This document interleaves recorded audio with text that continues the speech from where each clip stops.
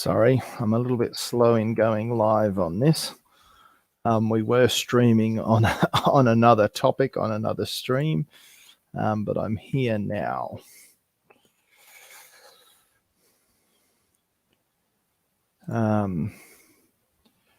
There we go. Sent the email for everyone. It's so easy to get distracted. What's my battery on? Got to wait for my laptop to recharge. 25%. Really? Wow. Dearie me. And there's Janet. So hopefully Jamie will join me shortly and we can start studying Ecclesiastes. I'm doing this so that him and I can become one mind.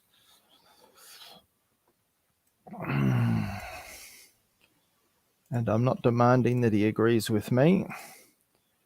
I want us both to agree with Scripture.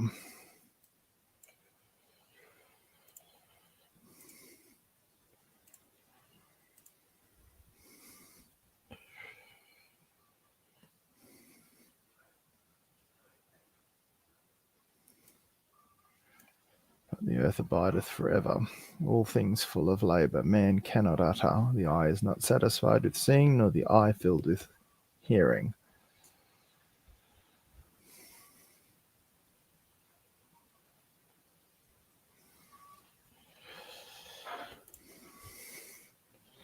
Shalom.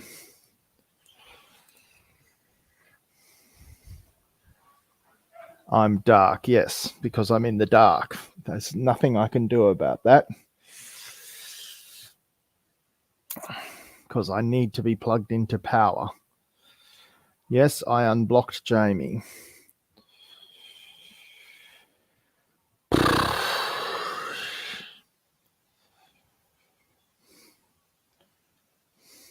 So hopefully he'll join shortly.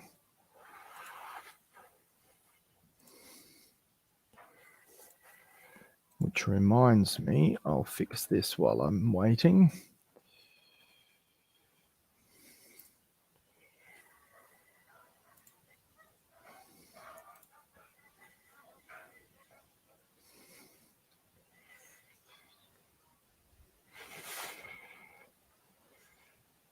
Light. Yeah, well, if you want to bring me a light, you can bring me a light. I don't know what you're sitting there commenting in the...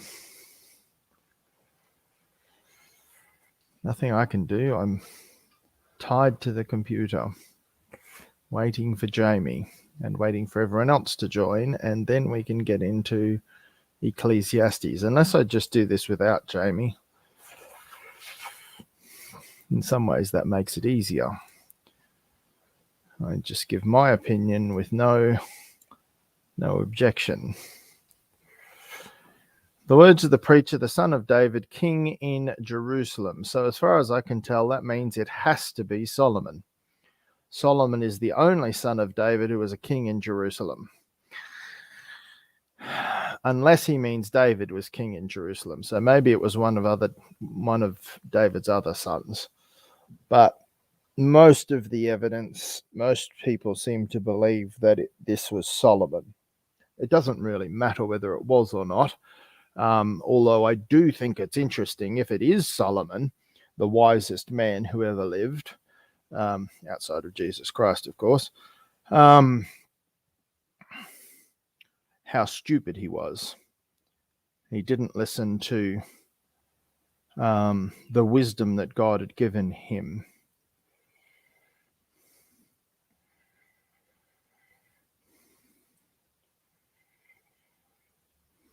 Give me a second. So wisdom on its own is not enough. We also need to obey the wisdom that God's given us.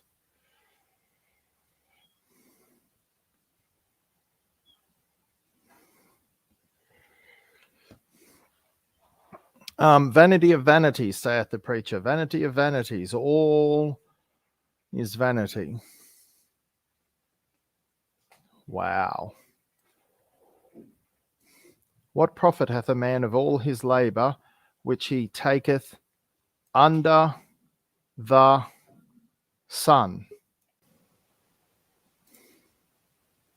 According to Scripture, there is no prophet under the sun. Now, it can't mean of everything in the whole universe and what's outside the universe, even more importantly, because then that would say that God is vanity. So that's of necessity excluded, and that's what I think the phrase under the sun is referring to. Nicholas. Shalom. G'day again. Yeah, I do think under the sun is referring to exclude God's divinity and to say all the things here on the earth and in the world. Yeah. So I guess since Jamie's not here yet, I'll kind of be somewhat of a Jamie stand-in or something. You know, I won't. Good. Well, we're in Hebrew, so I especially won't be digging into things. But no, I just won't even do that approach because yeah, because that's the only reason I came in. I would just rather listen to you and Jamie doing this. I texted him about it, so if he gives me an update, I'll tell you. Thanks. You're welcome. So Jesus said, what shall it profit a man if he gains the whole world but loses his own soul? And that seems to be the exact same point being made here. It's absolutely pointless. It doesn't achieve anything. It's completely empty, is the idea of vanity. It has, vanity. No value. Properly, it means nothingness, right? Or literally, I should say. Emptiness, meaninglessness, idols. The word is used 70 times. 35 of these are in Ecclesiastes. It refers to breath because of its transitory, fleeting character and is used as a symbol for life. Our life passes away. It's but a vapor. It's in and of itself, it's meaningless. It refers to the vanity and ultimate emptiness. Okay, so the vapor is the literal thing, and then the abstract concept is vanity. So it does not exactly mean nothingness. I was wrong. Yeah. The literal is vapor, and the abstract expression is vanity, because that's how Greek often works. Is there's something very literal, and then the word is also used for something more conceptual. Well, we're in Hebrew, but yes. I meant the word Hebrew. Did I say Hebrew, Greek? Yes, you said Greek. I did mean Hebrew. I just said the wrong word when I said that. So what I'm hearing from you is that the vapor is the literal, and then the conceptual is vanity, whereas I thought the literal was nothingness, but that's not the case. So that might be more in English, but that's neither here nor there, because vanity is still accurate. It's not completely divorced from the idea of nothingness, because in the ultimate sense, once a breath is gone, it turns to nothingness, in that sense of it has no lasting meaning. So it depends on how you understand nothingness, I guess, but not absolute nothingness, I guess. Yeah, but I was specifically thinking that was the literal. Yeah. So it's not the literal of it. So that's where I was correcting myself. But yeah, so this idea of emptiness or meaninglessness, that it has no purpose, but it also is a word that's used to refer to idols, because they are vain idols. They are completely empty and meaningless. They can achieve nothing of any value. All they can do is destroy and lead astray.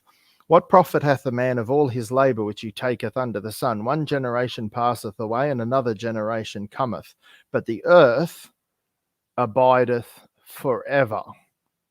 Really? No, it doesn't. But this means this is olam. Yeah, my understanding of ever in a case like this is it's like this entire age before the age to come. So there's one ever, and then there'll be a new ever. So it's like it's more than just an age. There's like this ever, and there's the ever to come. So the earth abides, if you want to understand forever, meaning just this age. The sun also ariseth, and the sun goeth down and hasteth to his place where he arose. So my wife's trying to help me by bringing out a lamp, a light. I don't know how much it will help shine light on my face. Doesn't make any difference whatsoever because it's nowhere near as bright as the sunlight behind me. Let me bring it up closer. There. It has to be there to shine a tiny bit on one cheek. It'll work when it gets darker in like an hour though. Not here. That's midday. Oh, it's the clouds that are making it not as bright as I might expect. Okay. Yes, it'll be 6 hours before it gets dark enough for that light to have any use whatsoever. Anyway, let's keep going with Ecclesiastes. Let's focus on that light. The sun ariseth, and the sun goeth down, and hasteth to the place where he arose. The wind goeth toward the south, and turneth about unto the north. It whirleth about continually, and the wind returneth again according to his circuits. All the rivers run into the sea, yet the sea is not full. Unto the place from whence the rivers come, thither they return again. Now, we may not have understood this very well before the study of hydrology, and the ocean, the water in the ocean evaporates. It goes into the clouds, and the clouds drop it on the hills. And so then it goes into the rivers and it returns to the sea. And so we have it constantly in this cycle.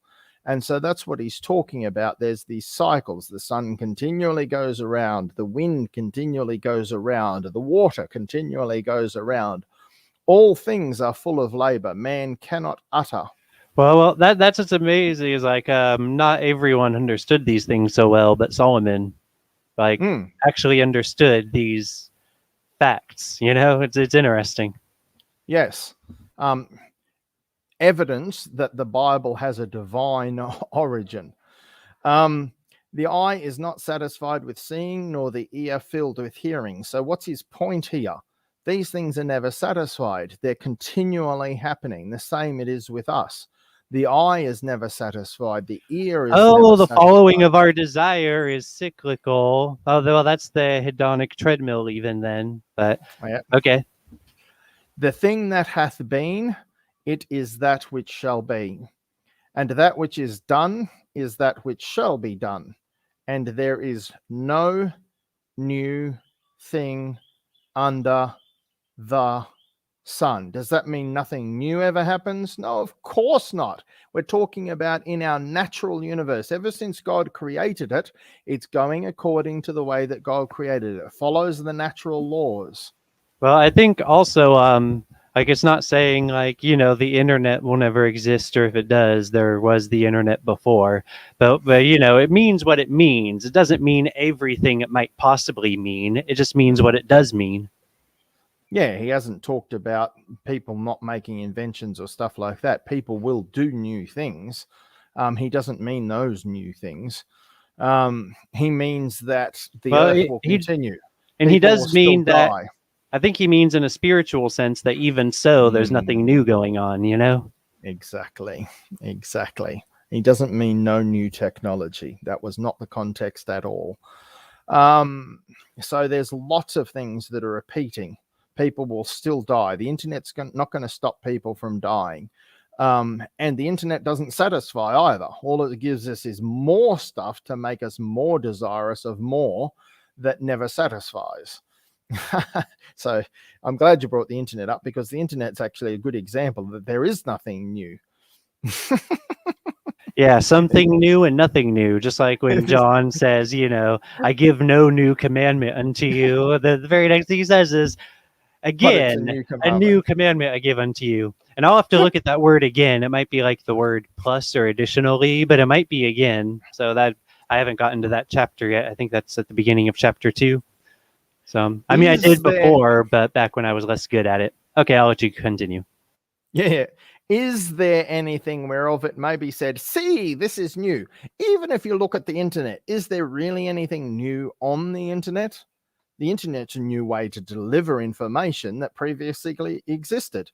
And it's just a recycling of the same information. There's nothing new. Well, anything new about it is superficial, and it's not what's being talked about. Yes. And what's being talked about is what's not superficial. And in that case, those things, there's nothing new. It's all, yeah. It hath been already of old time, which was before us. There is no remembrance of former things, neither shall there be any remembrance of things that are to come with those that shall come after. Despite this constant cycling, people still forget. And they forget that there's nothing new. And they go, oh, look at this new thing that I found out. And it's not a new thing at all. Atheists are a prime example of this, constantly recycling the same tired arguments that have already been refuted and destroyed. And then they come across them and go, oh, wow, look at this new argument that I found. And it's not a new argument at all.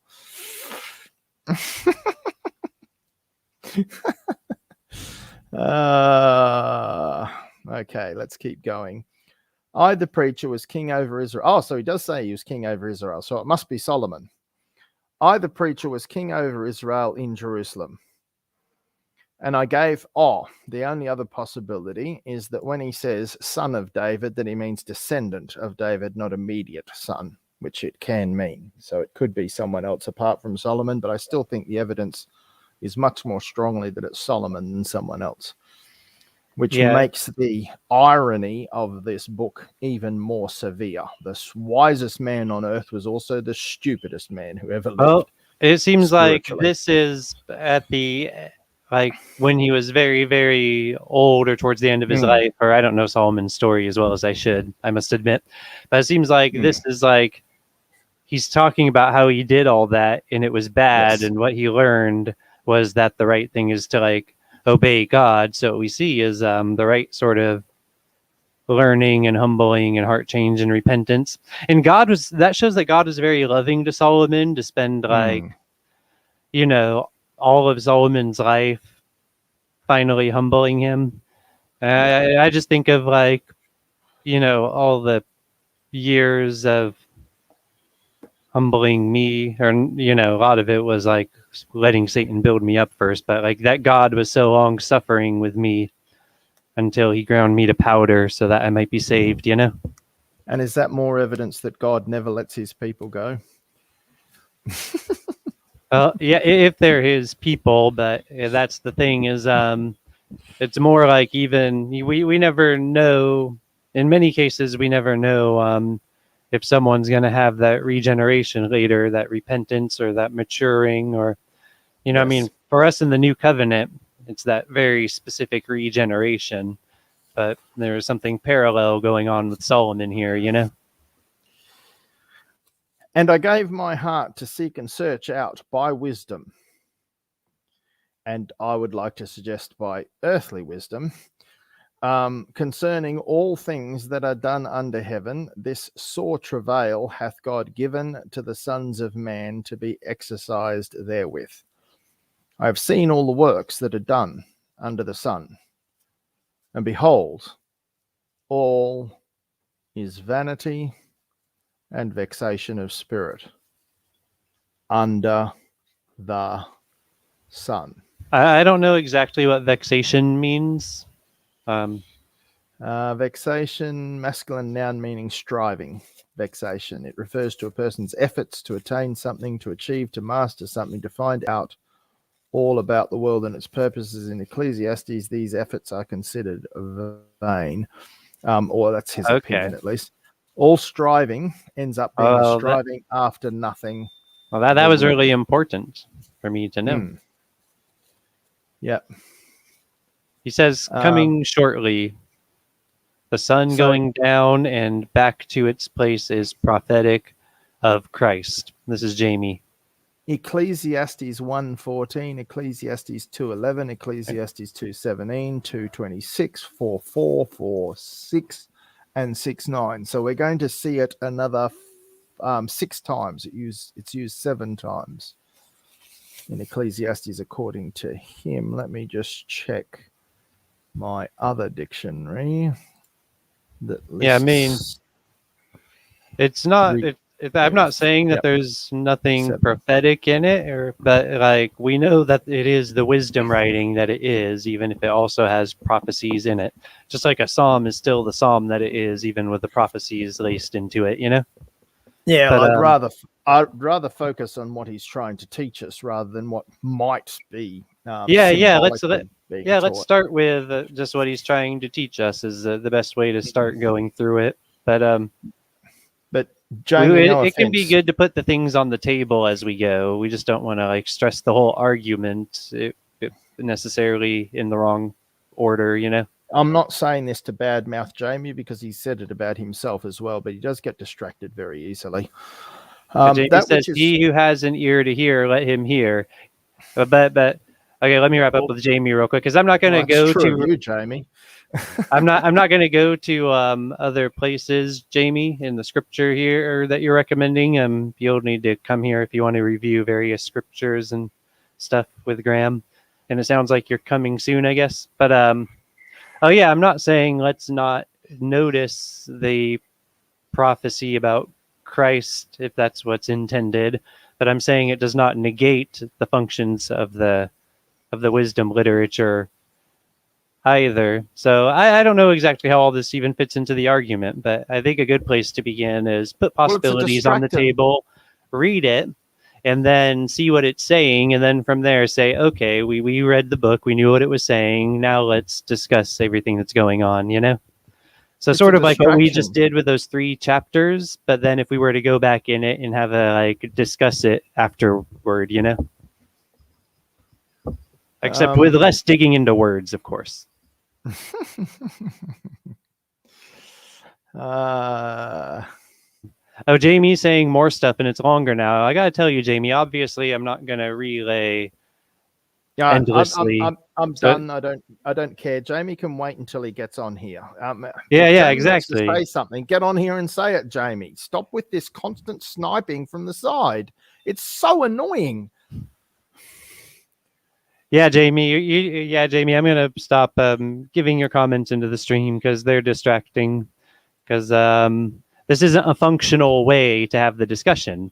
So you wait until you can do it functionally to do it. Like you wouldn't do your construction work in painting when it's pouring rain at midnight. You know what I mean? You wait until it's the functional time to do a thing, and you do the thing then. Ecclesiastes 1:15, that which is crooked cannot and that's a lesson from Ecclesiastes. Straight. There's a time for everything under the sun, Jamie. So come into the room, place, Jamie. Or wait until then. And that which is wanting cannot be numbered. Wanting, lacking, or absent. Crooked.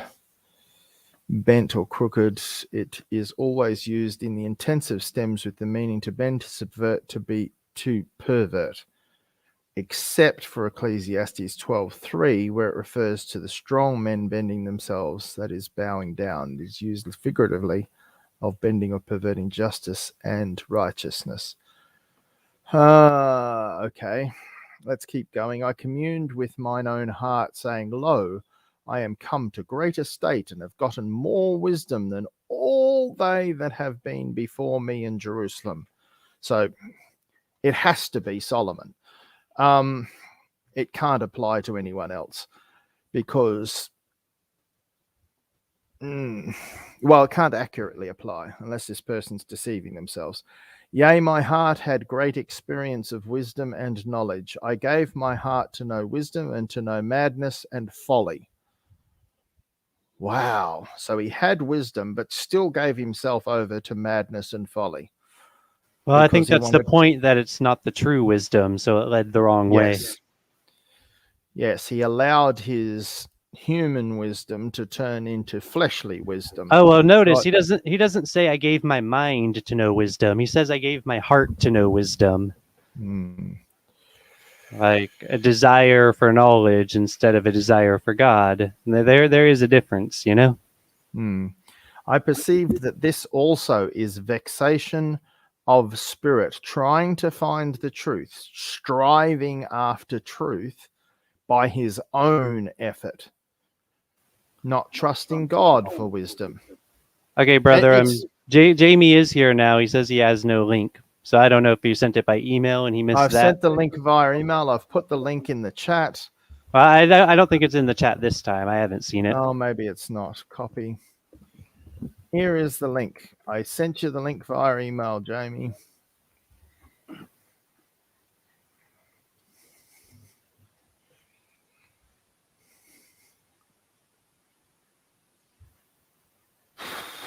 So there's the link. Thanks, Nicholas. Here he is.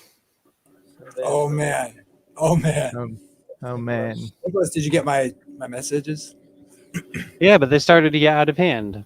And this one has like multiple points and stuff. Oh man. Messages. Oh dear man. Yeah, but this one has like It's not out of hand. multiple points and stuff. Yeah, it's We're getting so much of the echo from you, Jamie. I can hear myself perfectly through your microphone. my bad. I think I fixed it. Can you roll up on that? I was listening to you. I won't explain why I wasn't here, but it was for That's all right. yeah, it's not. Let's see. I'm more than happy to start again. No, I've been listening. But okay, scroll down if you would, sir. The part where it says about hearing, like having an ear to hear or something. I just noticed something. The eye is not satisfied with seeing, nor the ear filled with hearing. What does that sound like? Who said that? Well, that's referring to earthly desires are never satisfied. I'm just saying Jesus uses that language. I think he's probably... No, he doesn't. No. It's the exact opposite. He doesn't use... You're completely missing the point here. What do you mean? You don't know what I'm saying yet. I know what Jesus said. And what Jesus said is the exact opposite of what this is saying. No, that's not my point. I'm not saying he said Okay. I'm saying he used that turn of phrase. You're talking about he who has an ear to hear, let him hear. Yeah. Oh, That's all. Yeah, but That's that has to do with the it's Hebrew. not the same at all. It has to do with Hebraism as in being the Hebrew language, but I mean, if we talk about sounds and ears, that's not really enough to say that there's so much of a connection, you know? Because in this case, we know what the writer is saying. He's talking about how, like, no matter how much you hear things that you're glad to hear, it'll never be enough unless it's specifically God giving you enough is what he'll get at eventually. But this is under the sun, so we're not talking about God yet. Okay, well, I think what I'm trying to say, which I haven't said yet, actually, goes right along with it. But because Jesus is asking a question, like who Can you point me to where Jesus says that then? Because it's not a question. He who has ears to hear, let him hear is not a question. Yeah, that's in the imperative. So it's a command demand to listen. Because it's not pointless to listen to Jesus. Whereas this is saying it's pointless. It's never satisfying under the sun. Right. Oh, it's the exact opposite. What do you mean, right? It's exact what you're opposite. saying is right. What you're saying is right. Well, okay. good. Well, here's how I would harmonize them: is that Jesus came from above, not from below. Thank you. And what is the next part that says here about the sun? S-U-N, sun. Is before that. Right. Okay. Right before that. Let's just read what it says. Well, it's 3-4 verses before. The sun also ariseth, and the sun Just go goes with me down Yeah. and hasteth to his place where he arose. Okay. Now, just really quick, man. Just please humor me, and it's the only thing I'm going to bring up, and then we can just go through the verse. But look at Psalm 19 and Malachi 4. Or I have it right here. Hold on. Just humor me for 1 minute. I am. Yeah, and Jamie, I mean, I do agree with you that we have this prophetic utterance there, but I don't think it interferes with the more surface level reading of wisdom literature that's talking about the vanity of without God. It fits well with it because there's the contrast, right? Of like Okay, so that's interesting how that turn of phrase brings like the gospel there to be considered by us new covenant readers and stuff. Yeah, I'm not trying to oppose anything you're saying. I'm just saying, like, read this real quick, like, from the end of 19:4 through 5. Yep. In them he hath set, or hath he set a tabernacle for the sun, which is as a bridegroom coming out of his chamber, and rejoiceth as a strong man to run a race. His going forth is from the end of the heaven, and his circuit unto the ends of it. And there is nothing hid from the heat thereof. Okay, now listen to now read this verse, and that's it after this. But And it followed with the law of the Lord is perfect, converting the soul, right? Mm-hmm. Yeah, that's So awesome stuff. I've got to check out this Psalm 19. It's a great psalm. Now, what's the next one? is it sharing now or no? Oh, sorry, I'm trying to find it in mine. Malachi, you said. Let me zoom in here. What is it? Malachi 4. Malachi 4. There, yeah, verse 2, or the whole thing, right? 1 and 2 gets the point across. Yeah, you should probably zoom in one more for the audience, or like. I'm going to show it online. But you did 2 more. I've already got it at the right size. Oh, your display is different. Go ahead then. Yeah, you do it. Yeah. For behold, the day cometh that shall burn as an oven, and all the proud, yea, and all that do wickedly shall be stubble. And the day that cometh shall burn them up, saith the Lord of hosts, that it shall leave them neither root nor branch. But unto you that fear my name shall the Son of righteousness arise with healing in his wings, and ye shall go forth and grow up as calves of the stall. There you go. The Bible uses going. imagery. That's just. You shall tread down the wicked, for they shall be ashes under the soles of your feet in the day that I shall do, says Yehovah of hosts. And then remember, y'all, the law of Moses, my servant, which I commanded unto him in Horeb. Behold, I will send. So he's probably referring to how in the law of Moses he says he'll send. Oh, you, Elijah the prophet, before the coming of the great and dreadful day of Yehovah. So then when he says that John the Baptist was Elias for those who would receive it, then would that mean that for those who will receive it, the day of the Lord already comes unto our regeneration, that's our judgment moment, and then those who won't receive it will have to suffer the other occasion of judgment? I think it's okay. There's overlap with the first and second coming, and so it's kind of like already but not yet sort of thing, I think. But it's both and. Well, that's why he says for those who will receive it. If you'll receive it as already having come, then you're not subject to it later. Well, right. I think, that relates to the way believers are judged differently. I just think there's clear connection here. I mean, even Malachi, the next verse talks about the law. And then I was talking about a different topic, but it was the time to address it while it's on the screen. But we can get back on. My point, we can go back to it now. I'm just saying, what's my point? The point is that the Bible's divinely designed, and it's a reason to understand that God spoke through different people in diverse places and times, yet there's a theme throughout the whole thing which points to Christ and his mission and what he's accomplished, and that should build your faith. That's what it does for me. And I think it's amazing and beautiful, and the typology is divinely inspired. And that's something to celebrate. And do you think that's what Ecclesiastes 1:5 is teaching? No, I take your reading, absolutely primary reading, and what it's saying, and that it's telling a truth about the natural world, and that's how the writer probably understood it fully. If I may say, I think Jesus would have pointed that line out to them when he was pointing out all the stuff about him in the Old Testament.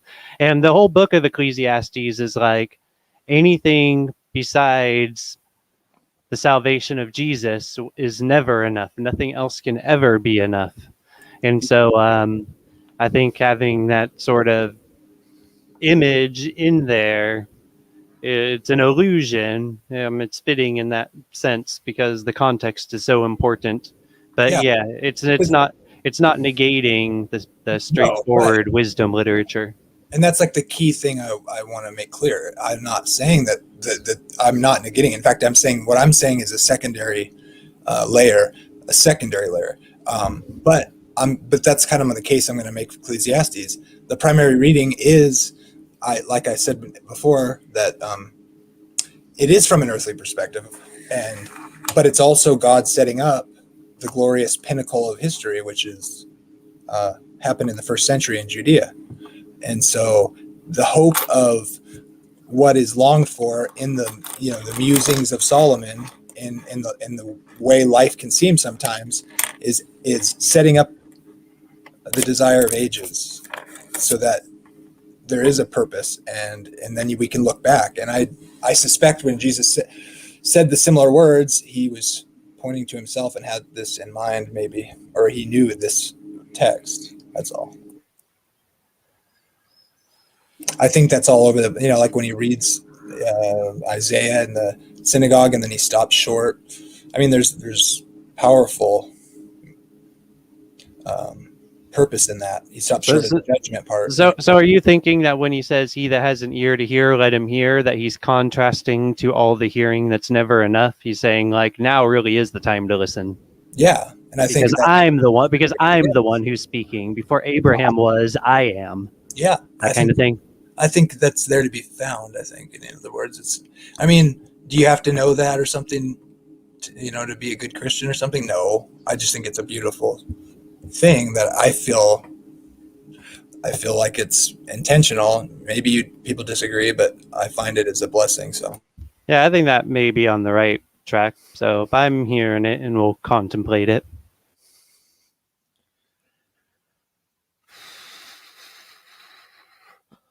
I agree that there's a contrast. So we can keep going from Ecclesiastes 1:16. Yeah. Okay. Feel free to jump in anytime. I communed with mine own heart, saying, Lo, I am come to great estate, and have gotten more wisdom than all they that have been before me in Jerusalem. Yea, my heart had great experience of wisdom and knowledge, and I gave my heart to know wisdom and to know madness and folly. I perceived that this also is vexation of spirit, for in much wisdom is much grief. And he that increaseth knowledge increaseth sorrow. I went through that really extremely before I was regenerated, but now with Christ, I have, I would almost describe it as infinitely more awareness, but I can put it all on him so I can handle it, So I would say that we need to read this as saying under the sun, because this is not true outside of that. This is not true of the wisdom and knowledge that God gives.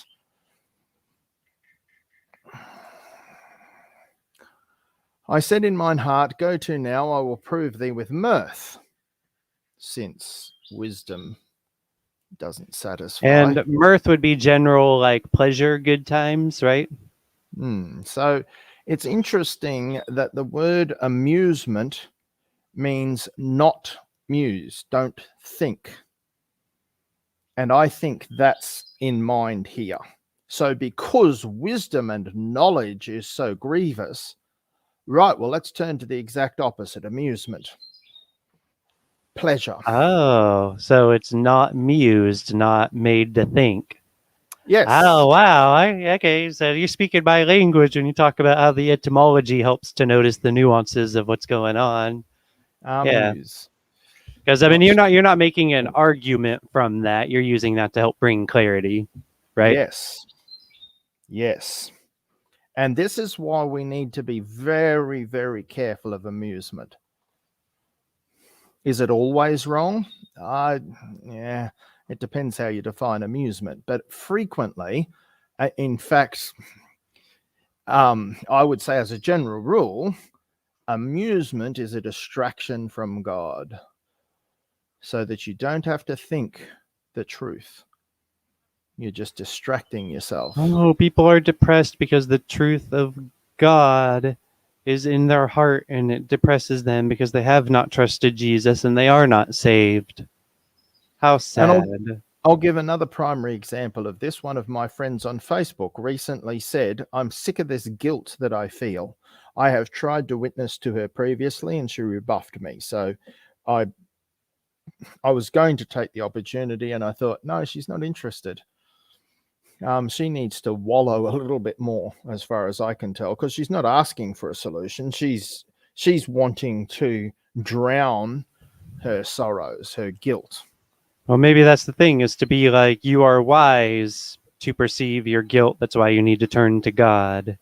Very simply like that, you know? So I'll keep praying for her and pray for me that I'll have wisdom how to respond and when, etc.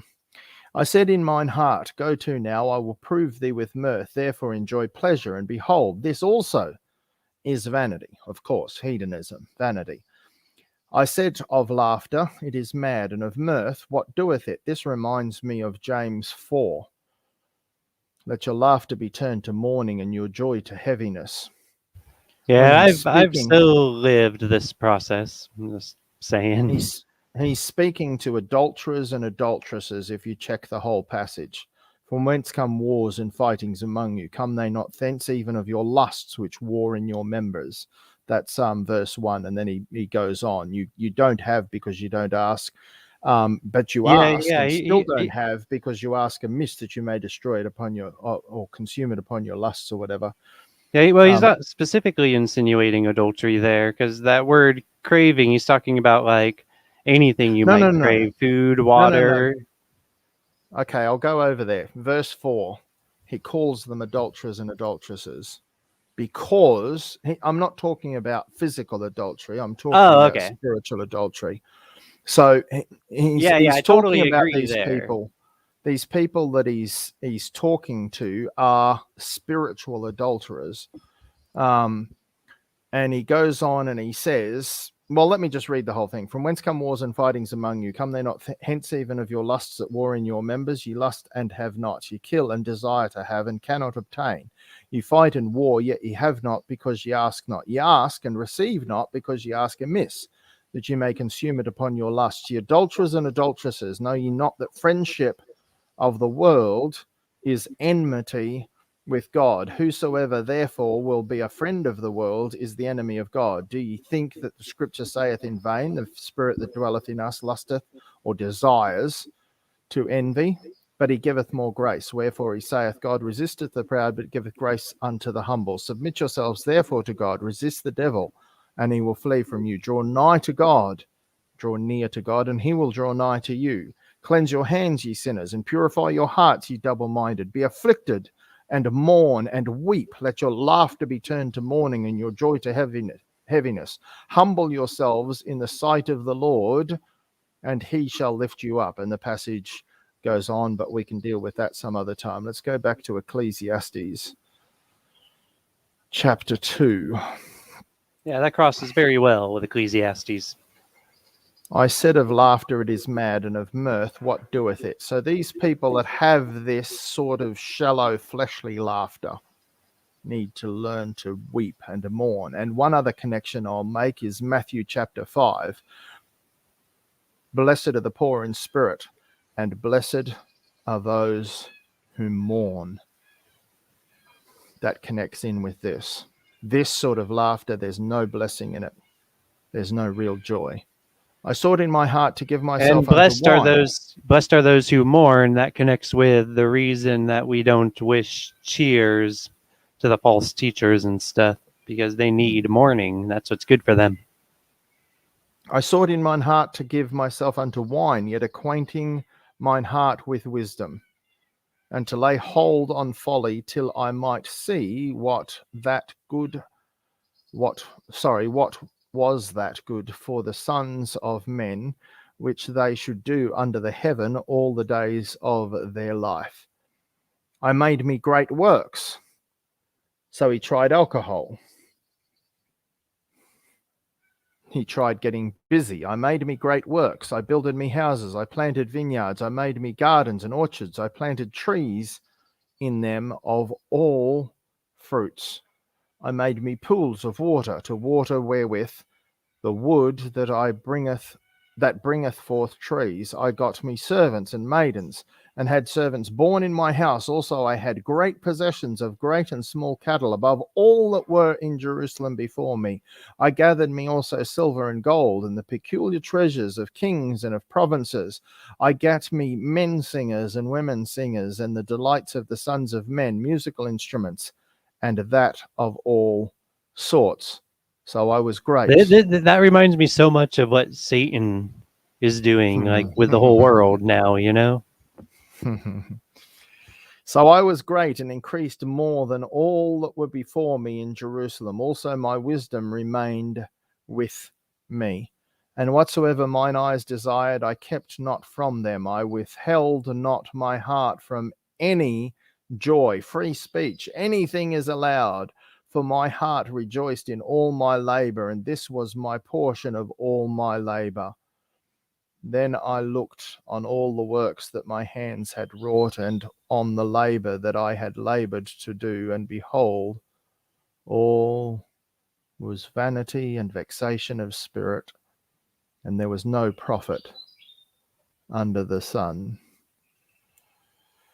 Oh, I hate these titles. And I turned myself to behold wisdom and madness and folly.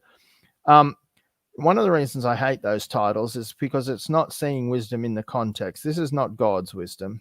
This is not the wisdom that he talks about in Proverbs. Wisdom and madness and folly. For what can the man do that cometh after the king? Even that which hath been already done. Then I saw that wisdom excelleth folly, as far as light excelleth darkness. The wise man's eyes are in his head, but the fool walketh in darkness. Okay, wait. Can we go back just a moment? You said you saw wisdom excel folly, as far as light excels darkness. Okay, can you go back one more line for me? So I can see verse 12. Just a little bit more. Okay, thank you. And I turned myself to behold wisdom and madness and folly. For what? The man that comes after the king. So I think that's like, what of the man that comes after the king? Is that meaning succession of the king, like the next king? Like, I think that's a reference to like he dies and then the next king and then the next king. And then is that what he's saying?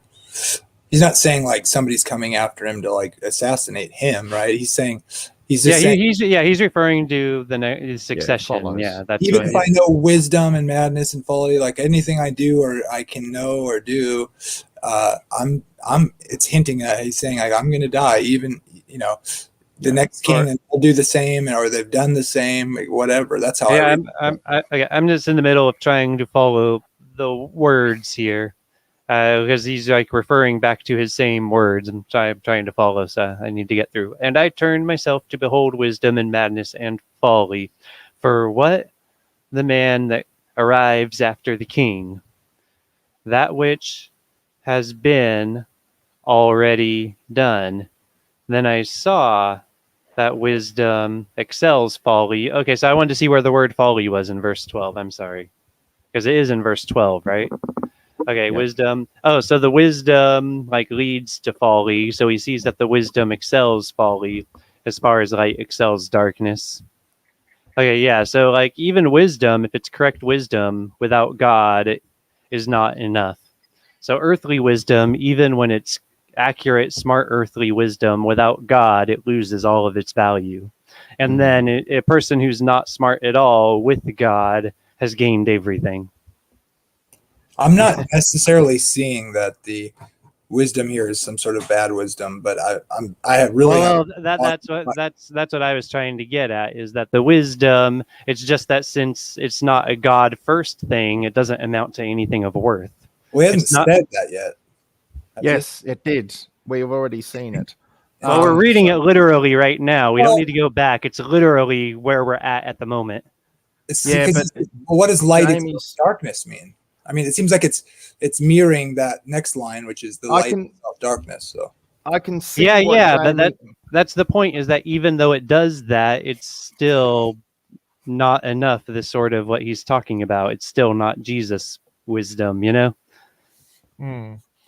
but there is a place earlier where he said wisdom is vanity. And that's what I want to show Jamie, because Jamie's missing that point. Oh no, I agree that that's probably like that can be the case. I see both ways of looking at it. I think that's could be right. I'm kind of 50-50. I'm not sure yet.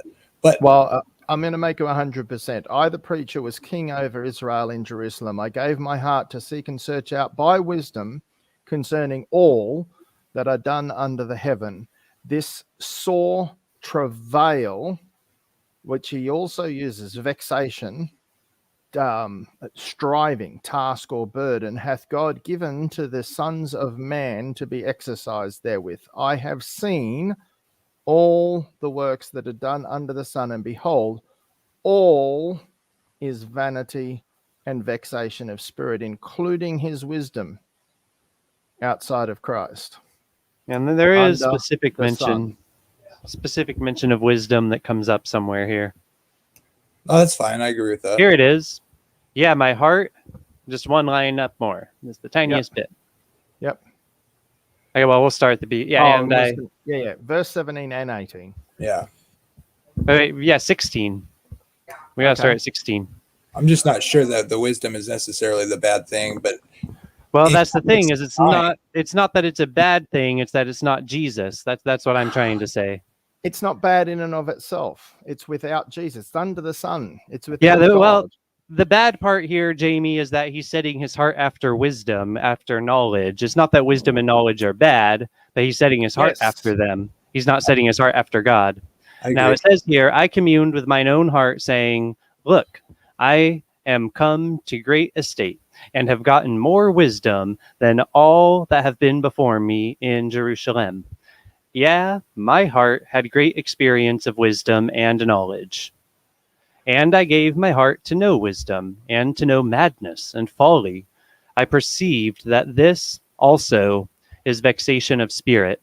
So what I see there is a cause and effect order, that because he was set his heart to wisdom, that led him astray into folly and madness. You set your heart to God and you receive the true wisdom. But if you set your heart to wisdom, you're not setting your heart to the kingdom of heaven, then receiving the other things. You're doing it backwards, cart before the horse. And that's a train wreck. I lived that. For in much wisdom is much grief, and he that increases knowledge increases sorrow. Yeah, so under the sun. yeah, so we're just stressing it's not like the wisdom that comes from Christ, but we're not saying it's especially bad wisdom or something, but without Jesus, like, it's like the medical industry, right? Like, yeah, they provide medicine and stuff, but how evil is it compared to what it should be, you know? So, two different kinds of wisdom, right? It's like going to school and learning physics and mathematics and biology and chemistry and everything else that you can learn at school. We're going to need to include philosophy for this, big time, ethics and stuff. But philosophies, but you can learn truths that are not wrong in and of themselves. But unless you learn Christ in all those things, all of that is just empty and a waste and useless outside of Christ. Does that mean that they're wrong? Does that mean that they're bad? No. Chemistry's fine. Biology, there are lies in some of these things, but the things that aren't lies, they're not lies they're not evil in and of themselves, but outside of Christ, they're completely useless. And that's the point that he's making here. Worldly wisdom is not necessarily wrong and evil. Let's make sure of itself, right or wrong. Let's make sure we reread a couple of lines and get back into the swing of it. Yeah, or a couple of verses, I mean. Yeah. Where was I? The wise men's, let's start with there. Oh, that's right. This is where I was. Then I saw that wisdom excelleth folly, as far as light excelleth darkness. So this is not saying that wisdom is evil. I'm not trying to say wisdom is evil. But wisdom outside of Christ is completely useless. but it's still better than folly. Yeah, so he's going to contrast wisdom to folly, but wisdom is still not going to be enough in this Yes. context. Then I saw that wisdom excelleth folly as far as light excelleth darkness. But even if I've got this light here and don't have Christ, that is useless. And how that light excels one thing, but we can't even see you by it, you know? But it excels darkness, but anyway. But this light doesn't show my face because of the light behind me that excels this light even more. But that is sort of the point I was trying to read, was I was trying to read all that the right way. So we got through it the right way. The wise man's eyes are in his head, but the fool walketh in darkness. Now, obviously, the fool has eyes, but he's not using them, which we can tie back to Jamie's point earlier. He who has ears to hear, we can say the same about eyes. He who has eyes to see, let him see. And the way, well, but Jesus refers to them as like being blind and dead, so it's a little different in the analogy. But here, they still have eyes, though. Who's the wisdom Physically. figure? Who's the wisdom figure in Proverbs? What do you mean the Christ. wisdom figure? The person. What person? Who's the wisdom of God before the world began? Well, I mean, that's the thing, is like the way you asked it. Who's the wisdom figure in what verse? Because like, I'm not seeing this as personifying wisdom in Ecclesiastes. That's not the language. It's not referring to wisdom like wisdom's a person in Ecclesiastes. But Jamie gets distracted easily. Yeah. In Jamie's mind, it relates, and I see how it relates, but... Well, it relates. It's just kind of jumping around because, I jump around sometimes too, but I tend to say what my jumping around is. Like, Jamie, you made it sound like you were referring to Ecclesiastes, but wisdom is not personified in Ecclesiastes, so it was very confusing when you didn't say what you were referring to. There is a place in wisdom where wisdom is personified. I can't see it immediately. I thought it was in... 30. Yeah, there are some places, and people have shown me how there's reason to, in 1 Corinthians, there's reason to correlate that with Jesus, perhaps. Yes. I would say definitely, but sure. I'll let you continue to journey. Yeah, well, I have to learn things twice, because I remember I guess I was pretty convinced in the moment, but my brain has done so many things since then, and so Jamie, would you like to come back to the personification of wisdom in Proverbs at some stage? Not yet. I'm just... Yeah, this is a different context of wisdom. Well, sure. These are illusions I'm suggesting. I don't disagree with you that he's talking about the vanity in all cases here. I just wonder if, because that line about the light excels darkness, it almost seems like he's saying like the wisdom, in some sense, it seems like those are mirrored. So like the wisdom excelling folly, and then parallel with. I just think this is a bit advanced, Jamie, in the sense that I don't know Ecclesiastes that well, and I'm trying to make sure I have a good read on it, and like I can't follow the standard read.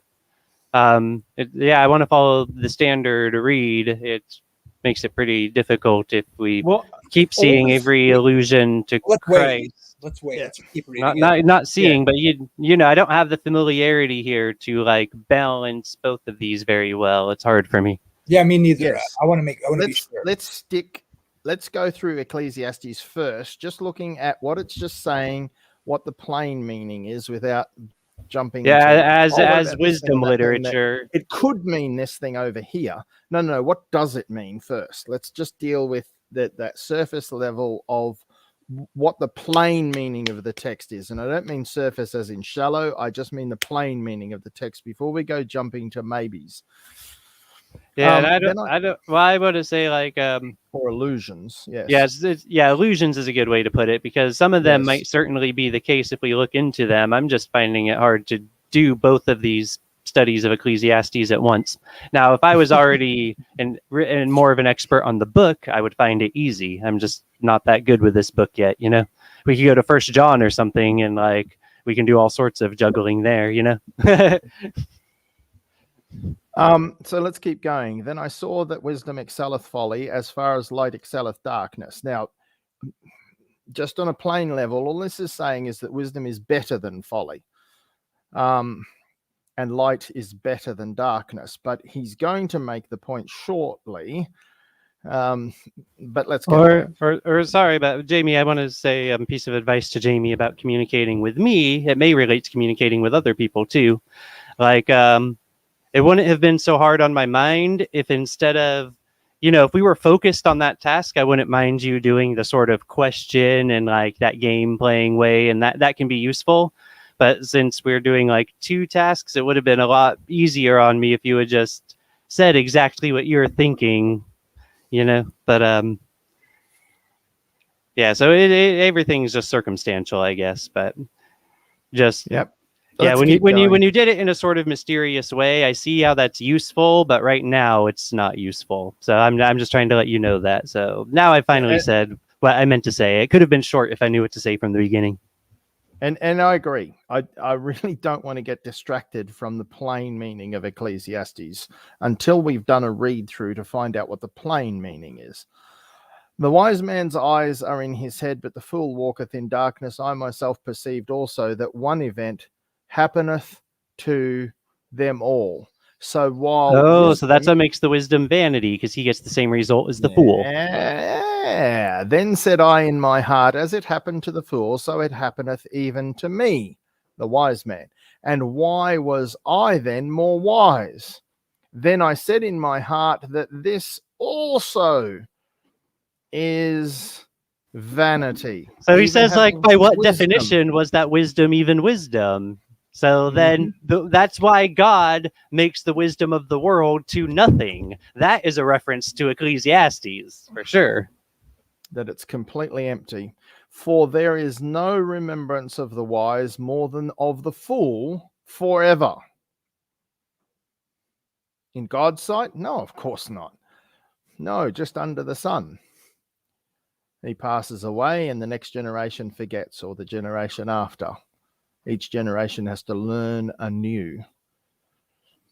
Seeing that which now is in the days to come shall all be forgotten. Seeing that which now is, the is should be over here. Seeing that which now is in the days to come shall all be forgotten. And how dieth the wise? As the fool. There's no advantage to being wise. Excuse me a second. G'day, Ajmad. Yes. So we're just doing a study of Ecclesiastes. I'd love to have a chat to you sometime, but not now. Okay. Carry on. Thanks. So let's keep going. Therefore, Yes. I hated life, because the work that is wrought under the sun is grievous unto me. For all is vanity and vexation of spirit.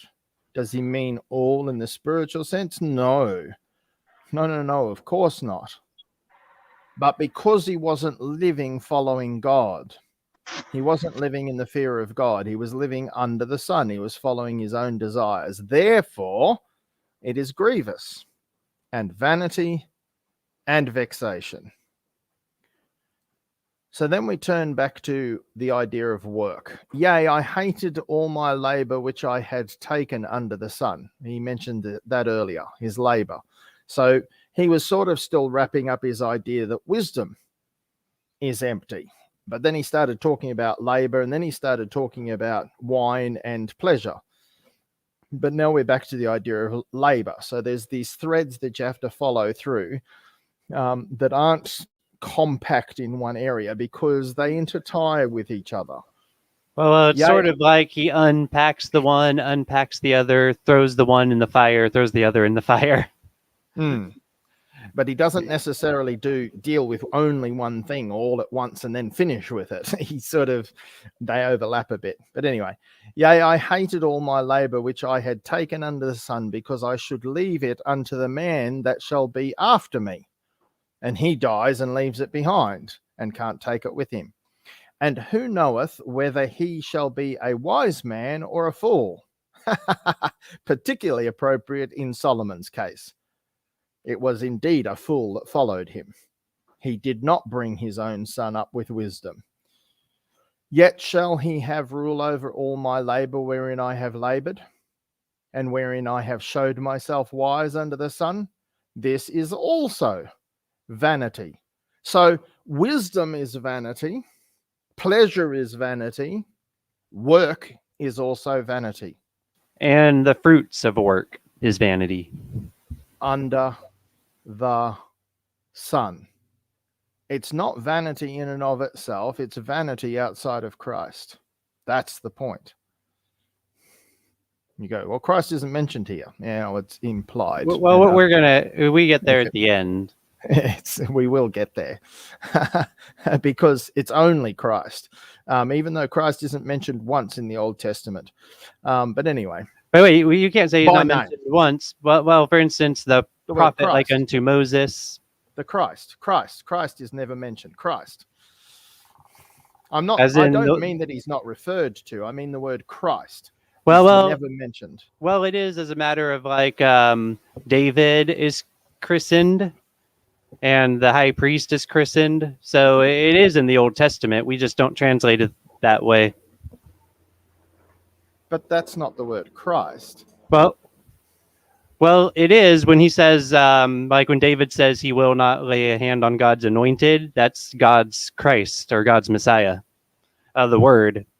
But he would doesn't be mean Mashiach. Jesus Christ. It's not He Jesus means Christ, Saul. it was Saul, but it's still the word Mashiach. So the word does appear, but Okay. yeah, then Jesus is called the prophet like unto Moses. So then if Yeah, in but that's not what I mean. translation, Jesus is there. That's not what I'm meaning.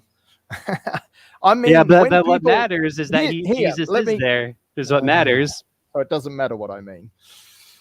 Well, what I mean is that we know what anointed means, we know what Christ means, and we know who the prophet like unto Moses is. So Jesus is totally in the Old Testament in a very blatant way, just not by the word anointed, but yeah.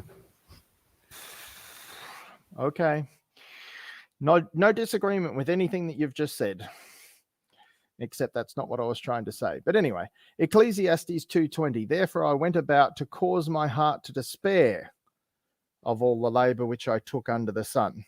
For there is a man whose labor is in wisdom, and in knowledge, and in equity.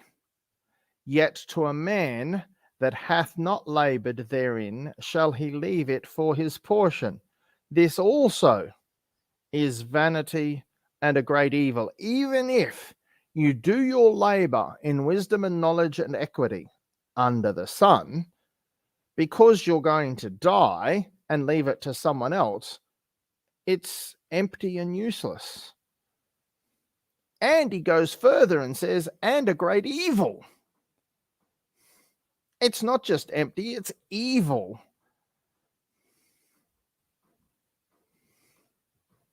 Because it's only under the sun, is what we're going to see eventually. For what hath man of all his labour and of the vexation of his heart, wherein he hath laboured under the sun?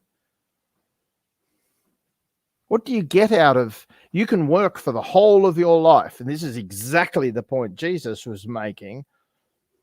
What shall it profit a man if he gains the whole world and loses his own soul? You can spend your whole life working. You can be as rich as Solomon.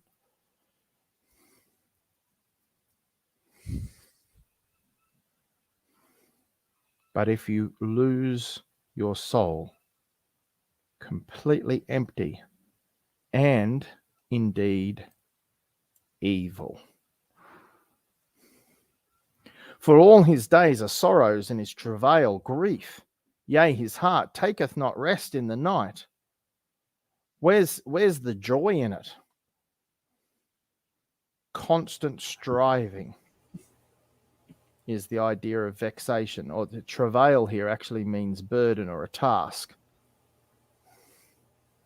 But vexation, this word here, means striving or chasing. Hey, in verse 21 there, I'm wondering if the first half is in contrast with the second half or not. Now I can see how you were reading it, but I'm wondering if there could be a hint that this first part of verse 21a, let's say, for there's a man whose labor is in wisdom and in knowledge and in equity. Maybe that's not actually part of the vanity and a great evil, but that yet to a man that hath not labored therein, that is, but to the man who does not labor in wisdom and in knowledge and in equity, that one, therein shall he leave it for his portion. This also is vanity and a great. Now, does that also mean both parts of verse 21 are bad, or is it saying, or is it, you know what I mean? Is the last part there, like 21b2, let's call it, is that gathering 21a and b, or is it saying, or is it only applied to 21, ba or whatever, the first half of b? Cool. Let's Okay, just a second. A, B, and C. Let's just keep it simple. Okay, yeah, sorry. Yeah, is A and B both in mind for C? Does C have A and B both in mind? Or is it rather C only being applied to the B, which is contrasted with A? It's already been explained earlier. Very specifically, what's going on here is the thing that is vanity and evil is that the one who is wise, what they do is left to the one who is a fool. It was explained in explicit detail. Well, the wisdom that Solomon had, I'm going to say, is from God. So yes, but that's not for his own purposes. Just being careful. I'm not necessarily disagreeing with you guys that there's a worldly wisdom that's in vain and in vanity. I do because he was using it for himself. Yes, the wisdom was given by God, but he was using it to serve himself. I don't disagree with that. Yeah, just I disagree to some extent. Like, there is a wisdom which God brought to nothing, and Ecclesiastes is teaching about why that wisdom is nothing, and that's what we're reading. Yes, but God had still given him wisdom. And yeah, I mean, I'm not trying to argue with you, Graham. I'm just saying, like, this level of mine. Like, this is so explicit that we're being, in 1 Corinthians, it talks about, has God not put to nothing the wisdom of this world? Clearly, this, the wisdom of the world is fruitless. It's the fear of God is the beginning of wisdom. Yeah. What Solomon is talking about here is not the wisdom that began with the fear of God. That's the whole problem with it. Yes. I don't. So that's why there's a hard line to draw here. I don't want Jamie to erase it. I'm just being careful here. I think that is an open question. It could be. I don't know the Greek or the Hebrew, but that semicolon there. Can I make? Well, that's what was explained just a couple verses ago explicitly. That detail. So that detail, it's not a question. It was explained. I'd like to make another point about the wisdom of the world. Where do the people who are wise in this world get their intelligence from? It was given to them by God. Every little bit of intelligence that they have, they're misusing it to serve themselves. Indeed. I totally agree. And I see how you're reading it. And I think that may be the way it should be understood. And I'm not disagreeing with the point that you're making and reading it that way. I'm just simply saying, the question arises in my mind that, and this is no agenda or anything here. I'm just saying what I see. I'm trying to be careful. I do think that is the point that's being brought out in Ecclesiastes, no doubt. But just like earlier, it seemed like, because are we going to say that there was like that Solomon didn't see any I mean, he communed with God at points in his life, did he not? He knew God existed. He was with God. So yeah.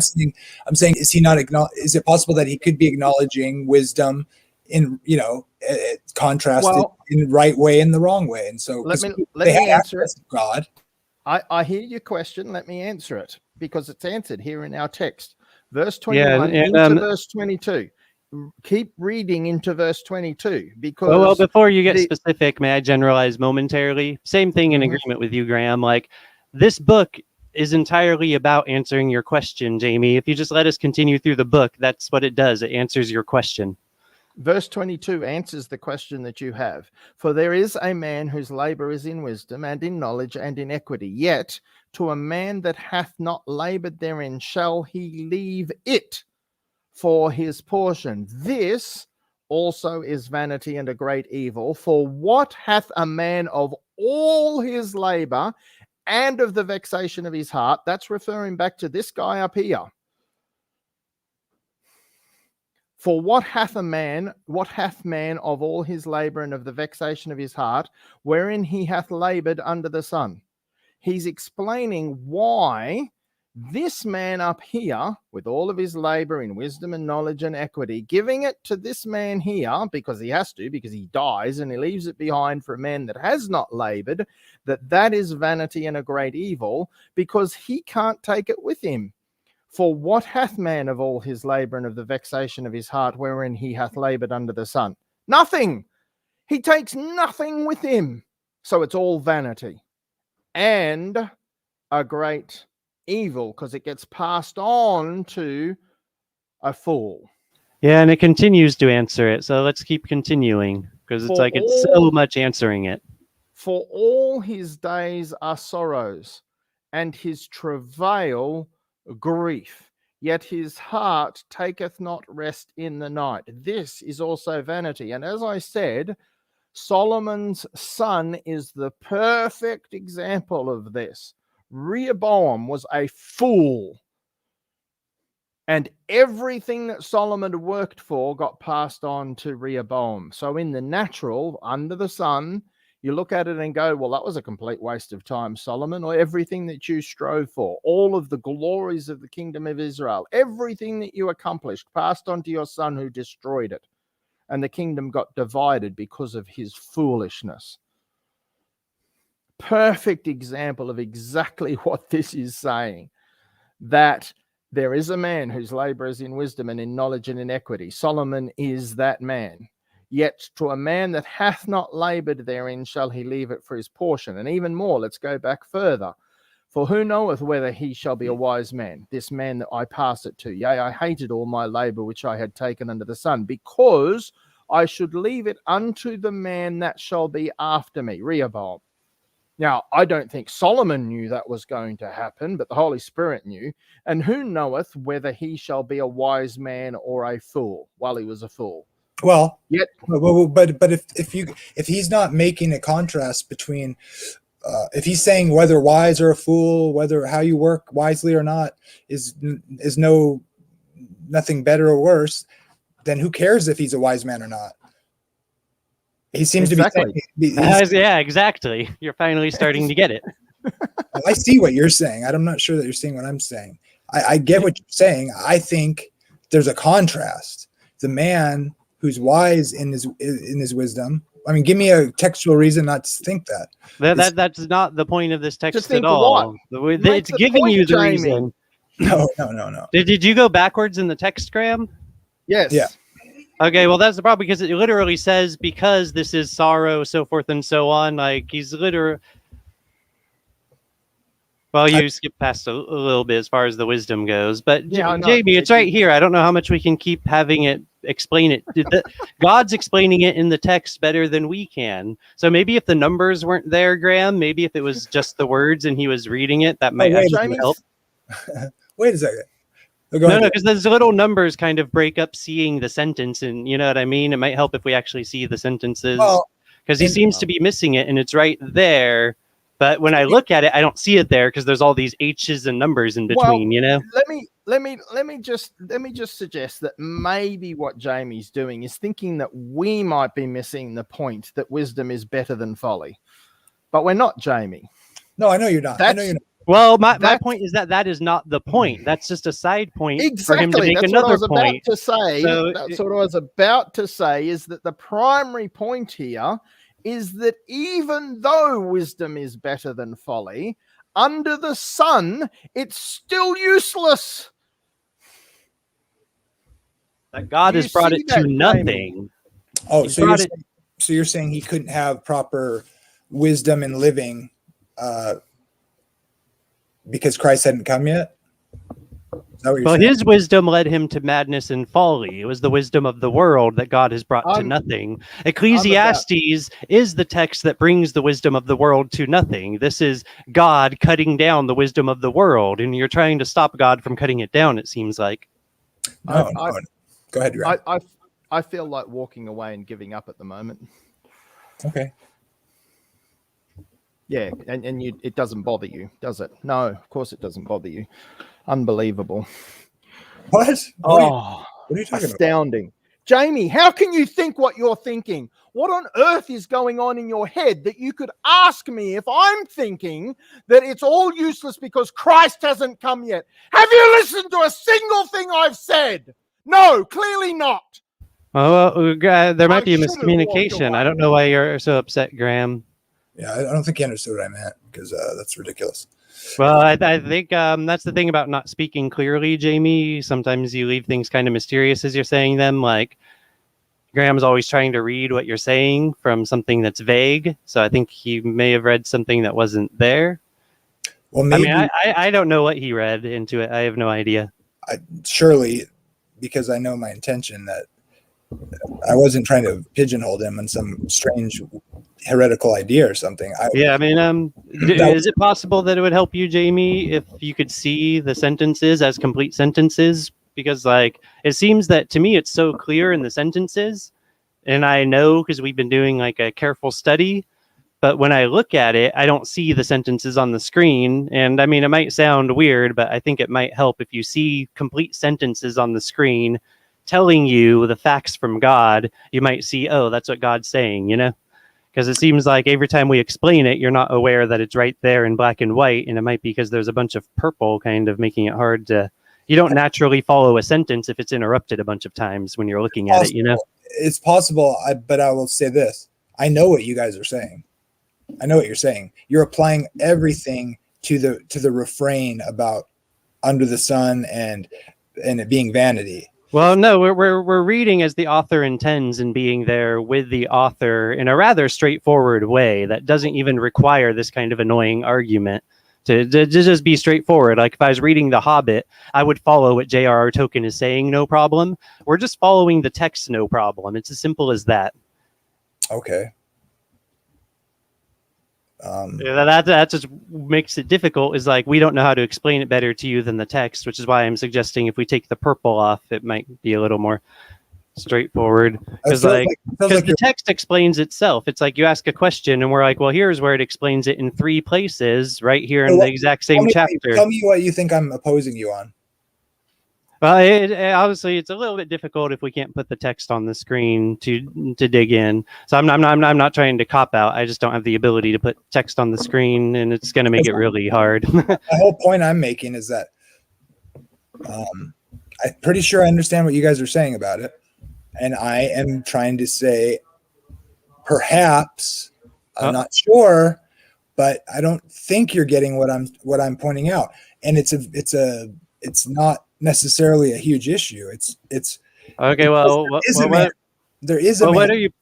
I would ask, what are you pointing out? Because we're trying to start what is the point the author is making as his major point, and then if there's a nuance, we can go from there. But that's what I'm saying. Because I'm agreeing with you. The thrust of the book is exactly as you guys are describing it. Well, not the thrust of the book, but on these specific points. Well, right, but as you said, that's the whole point of Ecclesiastes. I'm agreeing with that, is what I'm trying to say. Right, just a moment ago, or the last thing I said. I'm agreeing with that. I'm agreeing with you. But you said that's the point of Ecclesiastes. That's where I don't know what that is. What's the point of Ecclesiastes? I don't know. The vanity and of from an earthly perspective on under the sun. Yeah, so you and I think, are focused on what this wisdom is that is vanity, right? Yeah, because there's obviously a wisdom that is Graham was describing. There's wisdom that's. Well, can I just summarize what I think real quick?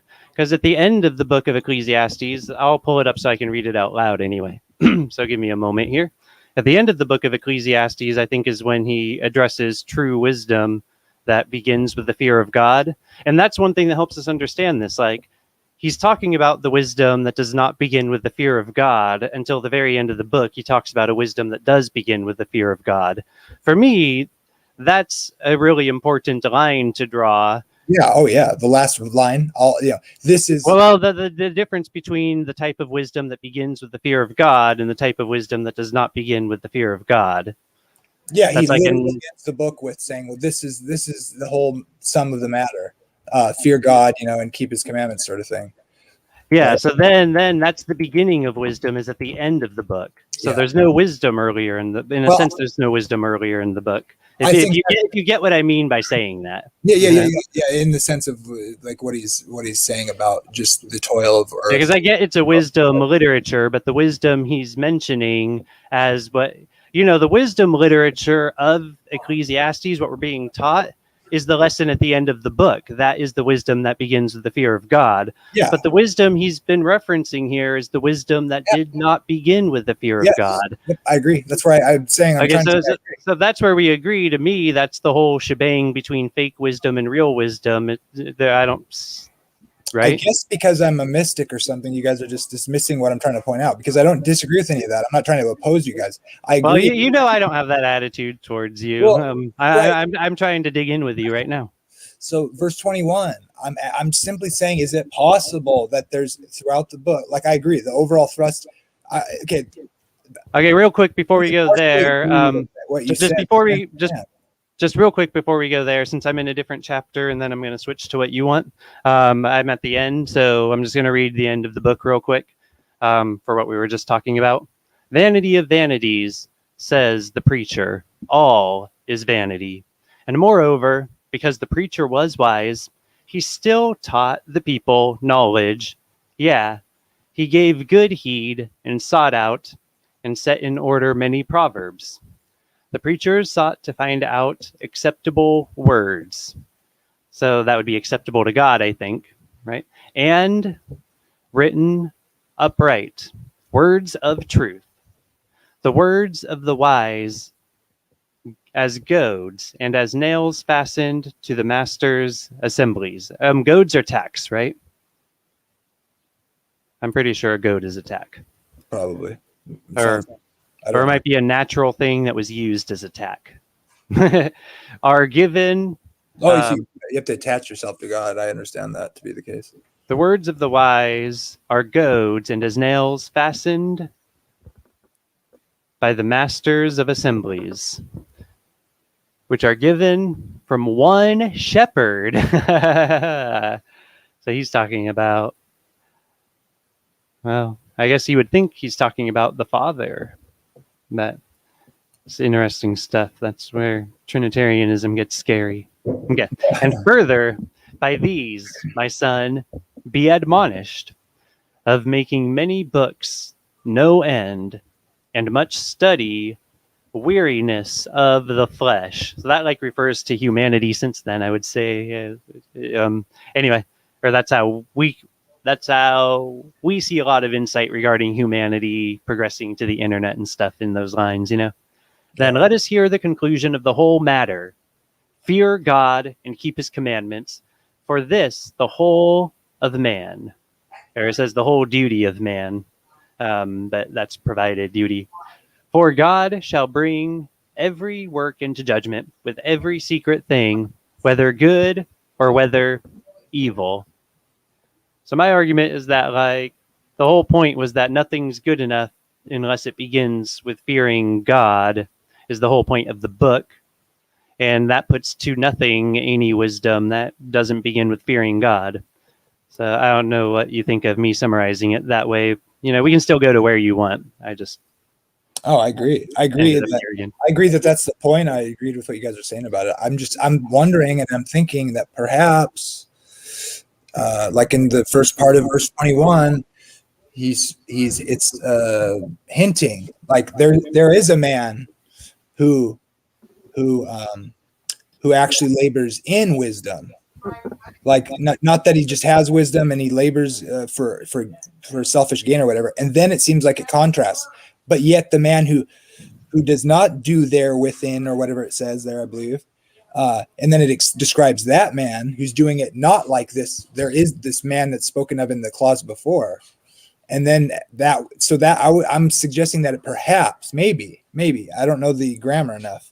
Well, here I can to the man, this one man. Well, I totally hear you. Let's start by detailing the sentence and then seeing what you think. For there is a man whose labor And Graham tried to emphasize this, but I'm going to be very explicit. For there is a man whose labor is in wisdom and in knowledge and in equity. Yet to a man that has not labored therein shall he leave it. So that it is where the first part of the sentence is in the second part of the sentence in some way. He shall leave it for his portion. This also vanity and a great evil. So the vanity and great evil is that what he did was left to someone. So it's like, even if you do what's right, it gets left to others and they ruin it. That's the lesson being taught in this sentence. Okay, so the yet. So then you make a point. You make a point in the sense of, even if you do right, someone else will ruin it. So in that sense, it's like he's doing right, which is kind of the point you're making. Right, because it seems like he's like, yeah. But then the point Graham and I were making is that rightness is still brought to nothing. That's what the book of Ecclesiastes is teaching us. Right, and I agree with that. Okay, so we just had to like really plow through some stuff. We had to go through it all. There's no. Well, here's the thing that you still haven't really told me yet. Is the man after the semicolon the one that yet if a man does this, as in like messes that? It sounds to me like perhaps there's the first one is like describing doing it right. And then there's no, that's not it. The second man is the man who receives what the first man did. That is what the sentence says. But that's a different person. It's a different person who received what the man who did things wisely did. Inherited, maybe even? Yeah. Inherited would be the typical example. So exactly. So is that... There's other examples, like in modern society, you get the next CEO or something or whatever for whatever thing, But that's a good example, an inheritance. That first man, though, what's wrong? I mean, is that hinting at the right way? Well, what's wrong with him? Well, what's wrong is that it's not the wisdom that began with the fear of God, so it still ends in vanity. If it began with the fear of God, there's a proverb that you raise up your children in the right way and they keep it. Then you give your inheritance to your children.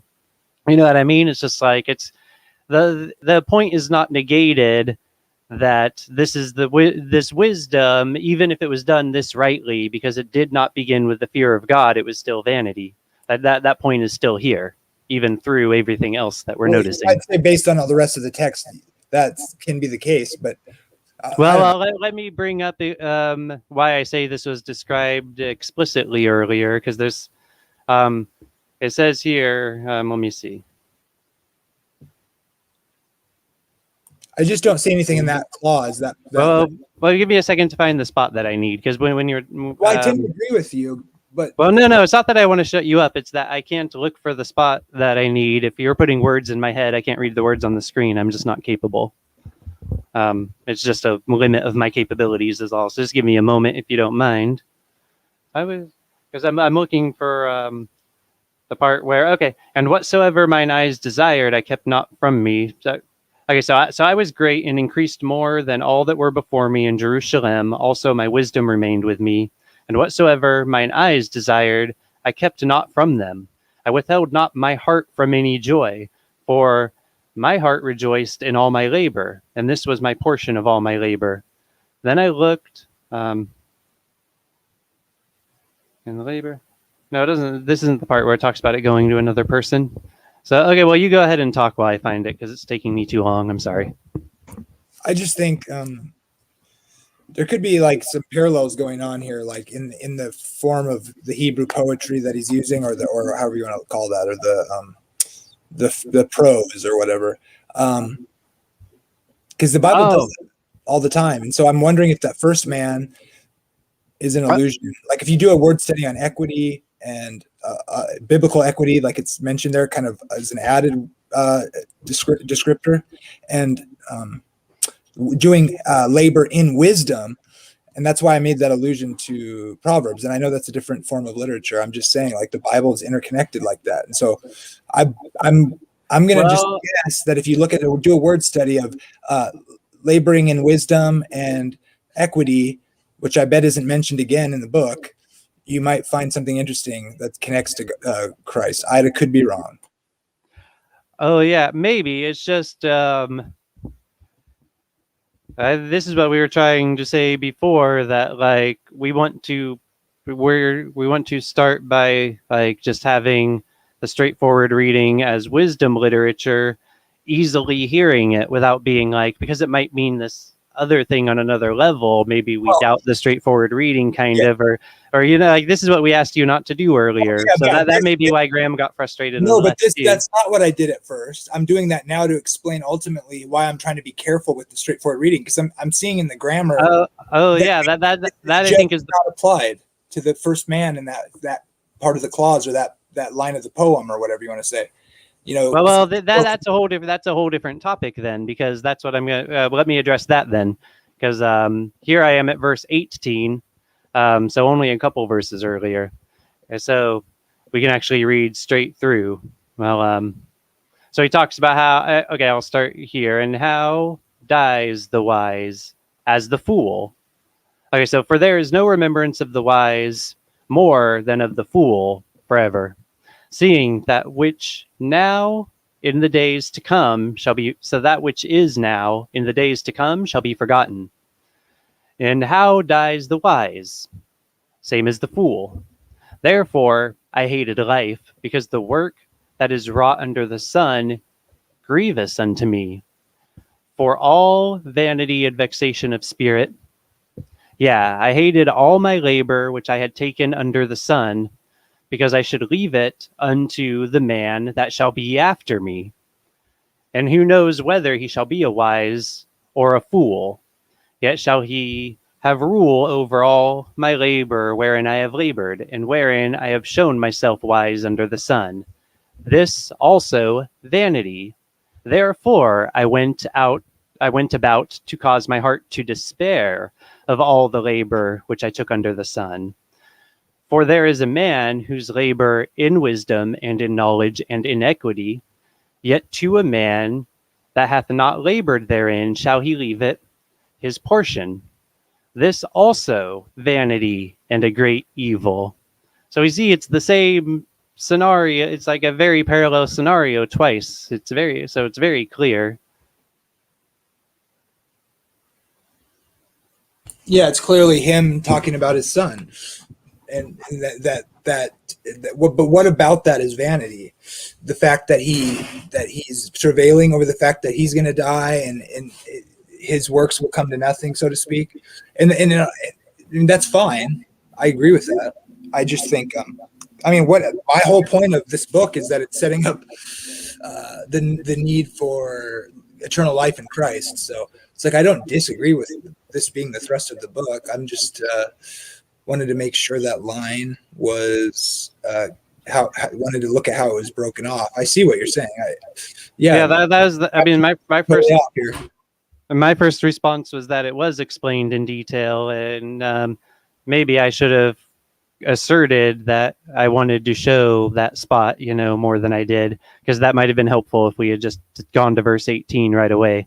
Now, I wasn't the one like in it as much, so I didn't remember what verse it was exactly. It wasn't that easy for me to find, so it's definitely paralleling. Kind of fell apart before that. You read again, like he's clearly talking about him, and then what becomes of what his life brought forth.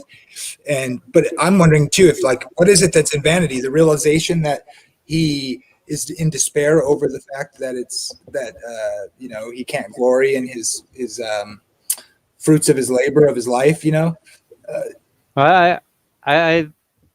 think that the thing is that it's just not this difficult a read, and we wanted to like get a lot, and it's like we can just easily get this one part and receive it from God and move on. It's not this deep, complicated question. I mean, if we get the wisdom literature that it is, as it's straightforwardly speaking, and get the whole book that way, then we can start digging into it. I guess it seems to me you're concerned that the straightforward reading is somehow going to contradict the symbolism, the symbolic illusions. No, not necessarily. I'm just. It kind of sounds like I'm not sure. I want to assign that it's actually vanity to labor in the world that God made for us. So Well, maybe your problem's that. I mean, I don't know. You just have to accept that because God said so. And I don't know if you if you have some perception of the word vanity that's not exactly what God's expressing, and that's why you have confusion. But I mean, as far as what God does mean by it, you just got to accept it. God has put to nothing the wisdom of this world. That doesn't mean that 2 + 2 is not 4, because that's the wisdom of this world. That's not what he means when he says God has put to nothing the wisdom of this world. And so God means something when he talks about this wisdom being vanity, just like he means something when he says he put the wisdom of the world to nothing.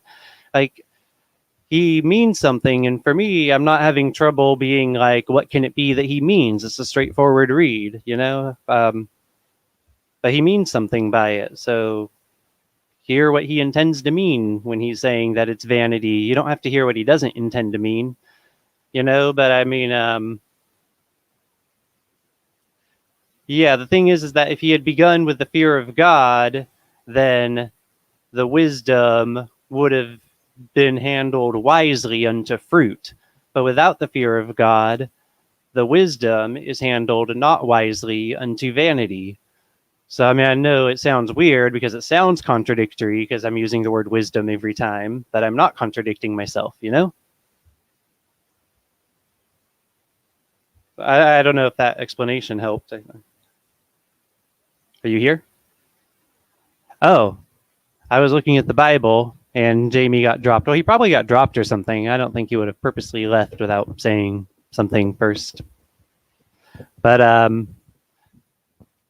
okay, well, since I'm the only one here for now, I'm going to go through this because, honestly, I don't think this text should be this difficult. I know I go on tangents for points, but then I'm digging in and I get the aha, that's what's going on, but the never coming to the knowledge of the truth kind of thing I find rather frustrating. I just put it that way just as a friendly awareness. There might be some connection. Anyway, so well, we read how everything's vanity, so I'll just start continuing. Therefore I went about to cause my heart to despair of all the labor which I took under the sun. For there is a man whose labor in wisdom and in knowledge and in equity, yet to a man that hath not labored therein shall he leave it for his portion. This also is vanity and a great evil. For what has man of all his labor, and of the vexation of his heart, wherein he has labored under the sun? For all his days sorrows, and his travail grief. Yeah.